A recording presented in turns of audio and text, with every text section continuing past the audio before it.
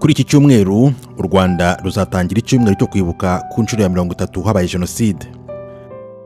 Mu gihe icyumweru cy'icyunamo kizaba gitangiye mu gihugu hose, amabendera azururutswa kugeza hagati. Ibikorwa byo kwidagadura ntibyemewe gukorwa muri iki gihe, yewe n'indirimbo zumvikana ku maradiyo, televiziyo, amafilimi n'ibindi byose nta na kimwe cyemerewe, kiretse gusa bifitanye isano cyangwa birimo ubutumwa bwo kwibuka. Umuryango w'abibumbye ONU n'umuryango w'ubumwe bwa Afurika yombi izaba yifatanije n'abanyarwanda kwibuka. Umunyamabanga mukuru wa ONU Antonio Guterres mu butumwa bwo kwifatanya n'u Rwanda yagize ati, uyu mwaka turibuka jenoside n'imizi yayo yabibwe n'urwango. Abashaka kuducamo ibice tugomba gutanga ubutumwa bwumvikana kandi bwihuta bugira buti ntibizongere ukundi. Umuryango mpuzamahanga waranenzwe bikomeye kuko wananiwe gutabara abanyarwanda bicwaga bazira akarengane. Jenoside yatangiye ku itariki ya 7 y'ukwezi kwa 4, umunsi umwe nyuma y'uko indege yari itwaye Juvenal Habyarimana wari perezida w'u Rwanda icyo gihe irashwe apfana n'abari kumwe nawe. Kugeza ubu hari uduce tumwe na tumwe two mu gihugu tukibonekamo imva rusange zajugunywemo imibiri y'abari bibasiwe icyo gihe. Muri 2002 u Rwanda rwashyizeho inkiko gacaca zamaze imyaka 10. Izi nkiko zari zigamije gutangirwamo ubuhamya bw'ibyabaye mu mwaka wa 1994. Muri icyo gihe cy'imyaka 10 humviswe imanza zigera kuri 1,200,000.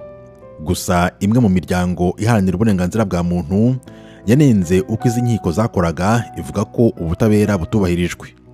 Uyu munsi mu byangombwa biranga umuntu bitangwa mu gihugu nta na kimwe kigaragaramo ubwoko bw'umuntu, waba uri umuhutu, umututsi cyangwa umutwa.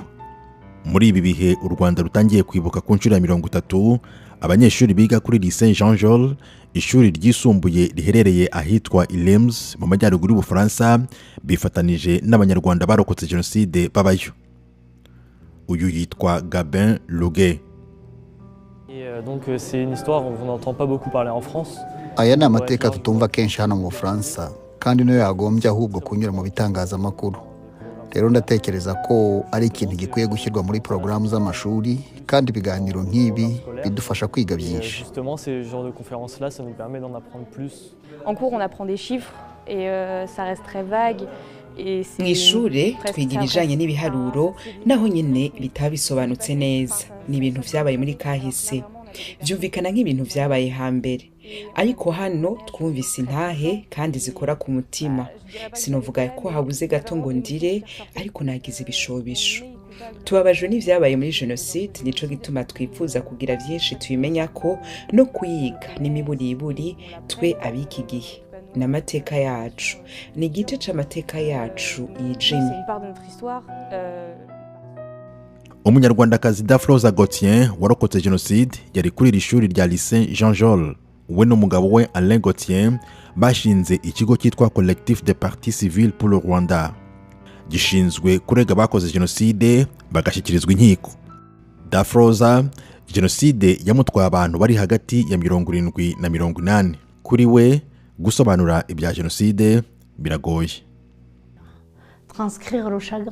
Gusobanura intimba, gusobanura agahinda, gusobanura igihe cy'imyaka 30 n'abacu batuvuyemo biragoye cyane.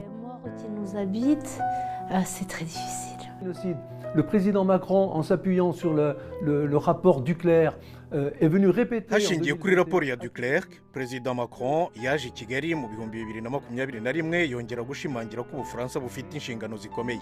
Ariko kuri twe ibyo ntibihagije, ibyo ntibisobanutse. Turabasaba kwemera uruhare rw'Ubufaransa muri jenoside. Undi wavuze yumvikanisha uruhare Ubufaransa bushobora kuba bwaragize muri jenoside ni Annie Becquerel, umwarimu wigisha amateka n'ubumenyi bw'isi muri Lycée Jean Jaurès.